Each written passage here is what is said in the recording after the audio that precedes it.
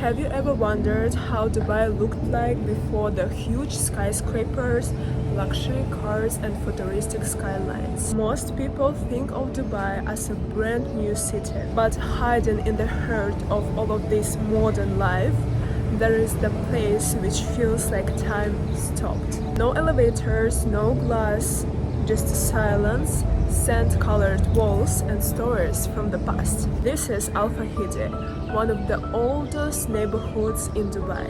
And today I want to take you there and show you the side of Dubai which almost no one talks about. Fahidi was built in early 90s, before oil, before UAE even existed.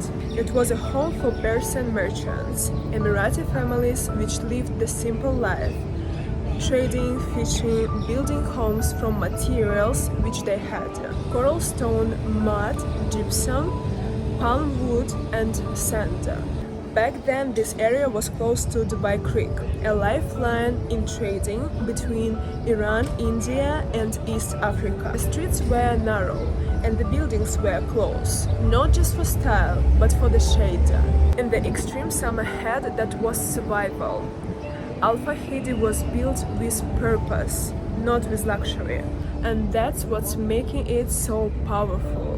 One of the most fascinating features here is the bargel, the traditional wind towers. Before air conditioning existed, these towers were used to catch cool breeze and push it down in the room. It's pure genius. Eco-friendly architecture before 100 years ago. Homes were built around private courtyards. That means families could sit outside and still stay hidden from the street. The materials were all natural. Nothing fake, nothing imported, just intelligence and adaptation to the desert. Every corner of this place whispers something. And if you are quiet, you can hear it. By the 1980s and 90s, Fahidi was nearly destroyed. Modernization was pushing forward and the old was being forgotten. But then something unexpected happened. Sheikh Mohammed bin Rashid Al Maktoum stepped in and ordered the district to be protected and restored. Why? Because this place holds the soul of the city. Today it's home for museums, art galleries, and Sheikh Mohammed Center for Cultural Understanding, and even poetry night and calligraphy classes. This isn't just a historic site, it's living culture. Old buildings now filled with artists, thinkers, and traditions. Walking through Fahidi feels like walking through the memory. But it's not just about history. It's about values, simplicity, community, smart design, and connection to the nature. In the world which moves so fast, this place slows you down. It reminds you that beauty isn't always loud. Sometimes it's quiet, timeless, and built to last. So next time you're coming to Dubai, don't just look up at the tallest building. Look back and come to Fahidi. Because sometimes to understand the city, you need to walk through the oldest streets, and maybe you will find something that speaks directly to you. And here's the time for the extra facts. First one, coral stones that breathe. The walls in Fahidi wasn't made just from the stones. They used coral from the sea because it was lightweight and breathable. The coral stones absorb moisture and help to keep the house cooler. Imagine using the sea by itself to protect you from the desert. Second one, Persian influence. Many of the early residents came from Bastak, Iran. That's why this area once was called Bastakia. Third one, natural air conditioning. Wind towers were so effective.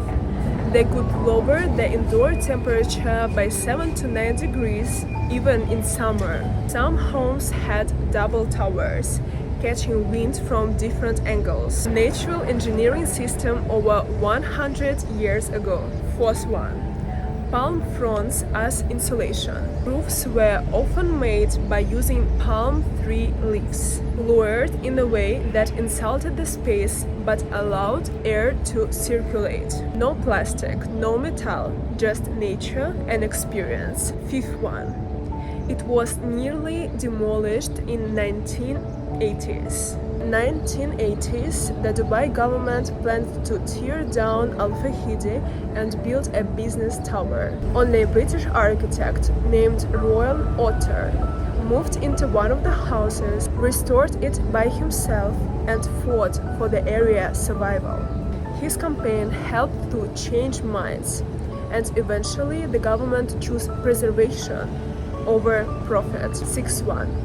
No two houses are identical. Each house in Al Fahidi was custom built, depending on owner's profession, status, and family size. That's why you will notice that layout is slightly irregular.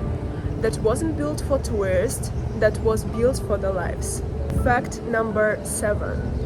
Sustainability before it was cooler. What we now call eco-friendly, Al Fahidi did naturally. Local materials, passive cooling, zero electricity. It's a masterclass in sustainable urban planning, born from necessity, not trends. Today with you was me, Dania. Like, subscribe, and comment below. What do you think about this area? See you on the next video. Bye bye.